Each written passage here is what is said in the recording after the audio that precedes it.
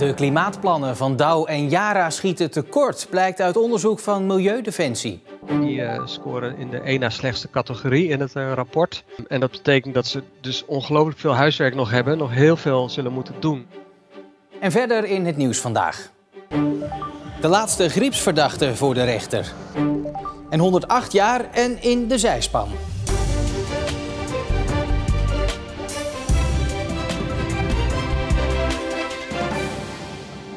Goedenavond. De klimaatplannen van 29 grote bedrijven zijn onvoldoende om de CO2-uitstoot effectief te verminderen. Dat staat in een rapport in opdracht van Milieudefensie. En onder die 29 bedrijven ook 2 Zeeuwse, Douw en Yara. Milieudefensie presenteerde vandaag de Klimaatcrisisindex. Een lijst van 29 grote vervuilers, althans volgens Milieudefensie, waarvan de klimaatplannen onder de maat zijn. Het onderzoeksbureau New Climate Institute rekende de plannen door en vond onder andere dat de bedrijven onterecht hun uitstoot beperken tot de fabrieksterreinen. Dat is eigenlijk heel essentieel, want je ziet gemiddeld voor al de bedrijven die we onderzocht hebben, vindt 82% van de uitstoot plaats niet op locatie, dus niet bij de fabrieken zelf, maar aan de voor- en de achterkant inderdaad. Dus als je een reductie wil bereiken van 45% in 2030, en dat is wat we vragen, dan zullen ze vooral aan die knoppen moeten draaien en zullen ze daar dus op moeten gaan ingrijpen. De 45% is gebaseerd op een rechtszaak tegen Shell, waarin de rechter het bedrijf oplegde de CO2-uitstoot met dat percentage terug te brengen voor 2030. Milieudefensie vroeg vervolgens de grote vervuilers om een plan van aanpak om de reductie voor elkaar te krijgen. Helaas is dat niet zo. Dat geldt ook voor Douw en Yara. Die scoren in de 1 na slechtste categorie in het rapport. En dat betekent dat ze heel ver afzitten van het reductiedoel. En dat betekent dat ze dus ongelooflijk veel huiswerk nog hebben, nog heel veel zullen moeten doen om die bijdrage die ze verplicht zijn te leveren, om die ook daadwerkelijk te gaan leveren. De bedrijven krijgen nu een jaar de tijd om de plannen bij te stellen. Mocht dat niet lukken, dan houdt Milieudefensie, net als bij Shell, de gang naar de rechter achter de hand. Wij zitten niet te wachten op nieuwe rechtszaken. Het duurt lang, kost veel geld en we hopen dat de bedrijven uit zichzelf echt in actie komen. Maar de bedrijven moeten wel weten dat we uiteindelijk ultimo wel ertoe bereid zouden zijn. Een woordvoerder van Yara is in onze latere uitzending te gast met een reactie op de kritiek van Milieudefensie. In de eerste helft van dit jaar werd in Zeeland 184 keer ingebroken in een woning of een poging daartoe gedaan. Dat blijkt uit cijfers van de politie. Evenals vorig jaar staan ook nu Tolenstad en de kern Hulst volop in de belangstelling van inbrekers. Daar komen nu ook de wijken Zeldenrust en Katspolder in Terneuzen-Zuid bij. Vorig jaar waren er 44 inbraken minder. De 2 jongens van 15 en 16 die betrokken zouden zijn bij de steekpartij in Oost-Soeburg dit weekend blijven voorlopig nog vastzitten. Een 17-jarige jongen werd 's nachts neergestoken op het parkeerterrein van de supermarkt en raakte zwaar gewond. Hoe het nu met hem gaat is niet bekend.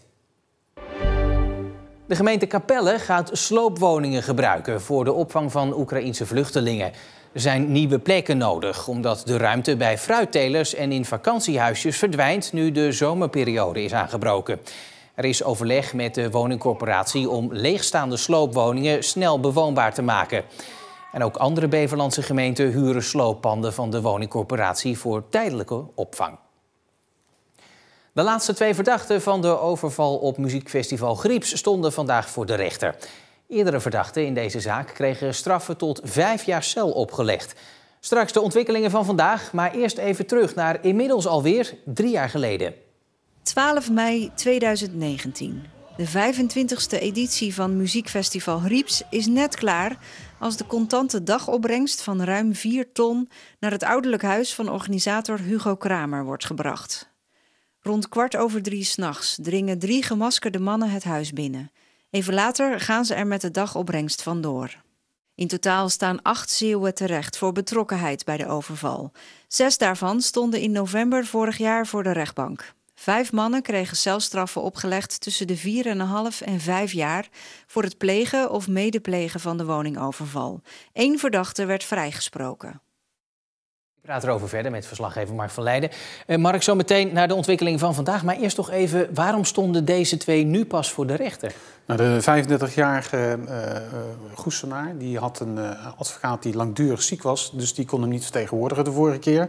En de 35-jarige Vlissinger, zijn advocaat vroeg indertijd om meer onderzoek in deze zaak. Die moesten nog getuigen horen. Dus vandaar dat het de vorige keer niet doorging met hun twee. Nou, dan naar de rollen van deze verdachten. Wat deden zij precies? Wat was hun rol en welke eis hoorde daarbij dan? Nou, de Goesenaar die wordt verdacht van het medeplegen, dan wel het plegen van de woningoverval van het festival in Grieps. En de Vlissinger die wordt ervan verdacht dat hij heeft geholpen bij het wegvoeren van de verdachte overvallers vanuit Domburg. Is het dan nu afgelopen? Nee, het is nog niet afgelopen. Overigens, de strafeis die daarbij hoort. Tegen de Goesenaar is 5 jaar cel geëist. En tegen de Vlissinger is uiteindelijk 3 maanden cel geëist. De zaak is trouwens nog niet afgelopen, zoals je inderdaad aangeeft. Morgen zal de advocaat van beide verdachten gaan spreken. Of de advocaten van beide verdachten. Vandaag was alleen de officier aan het woord. En over 2 weken volgt dan uiteindelijk de uitspraak. Mark, dank je wel. 108 jaar en dan nog een motortocht maken. Elisabeth Bastiaans kreeg vandaag de kans.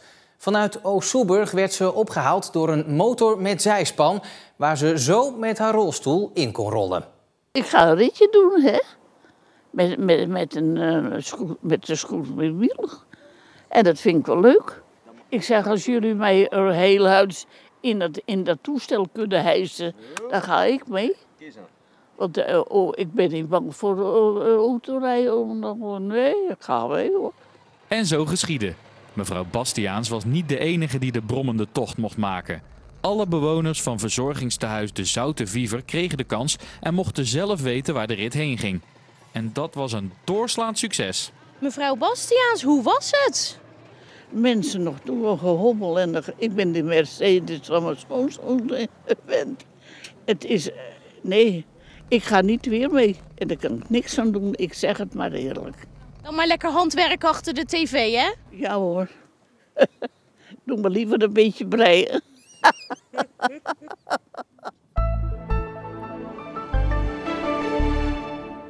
Na een ochtend met af en toe best wel wat bewolking werd het vanmiddag weer stralend zonnig weer met 20 tot 23 graden. Morgen net zo warm als vandaag, dan langzaam wel wat meer bewolking. En in de loop van de avond dan ook kans op een buitje hier en daar. Tot zover Zeeland Nu voor vandaag. Raadpleeg voor het laatste nieuws altijd onze app of omroepzeeland.nl. Ik wens u voor nu nog een hele fijne dinsdagavond.